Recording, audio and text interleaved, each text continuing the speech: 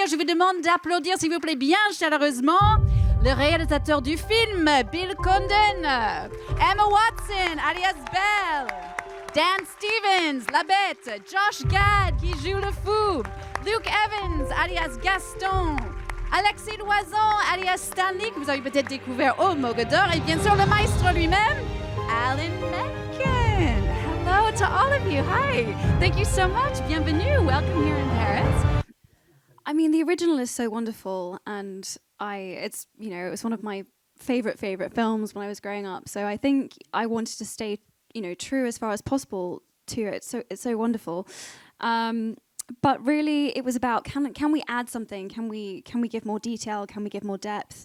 What can we give audiences which explains a bit more about Belle's backstory, a little bit more about Beast's backstory?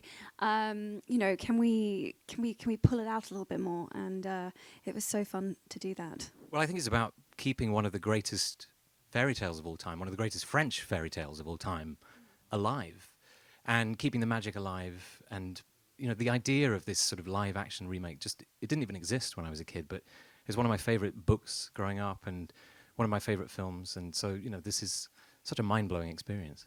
Hello. Luc plays Gaston. Il joue Gaston. Yeah, make sure you get it right.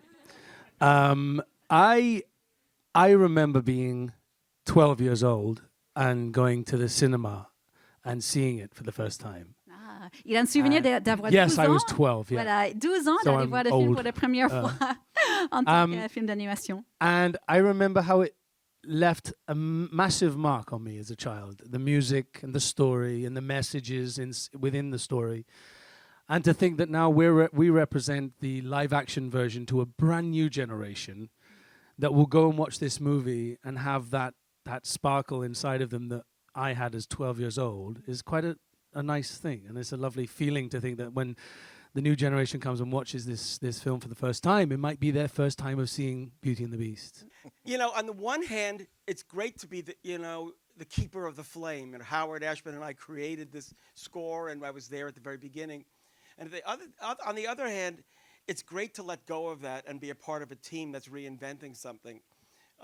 So I've really enjoyed making that transition and having this be a new experience, and as Emma said, really writing material that goes into the backstory and more of what's inside of the story and what's inside of the relationships more. So it's really a joy. Bonjour, bonsoir. Je m'appelle Josh. Merci. That's it. Very That's good. all I know. Thank you. I think all that was French. I'm just going to add qu'est-ce que c'est before I say anything. Qu'est-ce que c'est? Ça marche très bien comme ça. Yeah. I grew up like Luke. I was 10 years old, so I'm younger than Luke. And I just like to point out that the film came out the year I was born.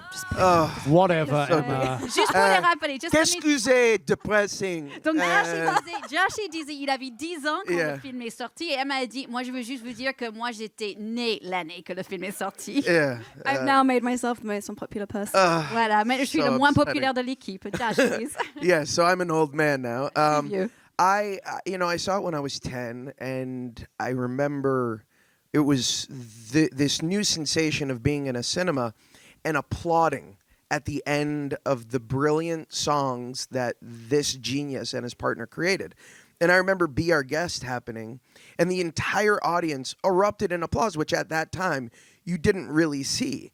And, it was, for somebody who grew up in theater and watching theater, it was the closest sensation to seeing something that resembled that, right? And for me, now I'm a father of 2 little girls.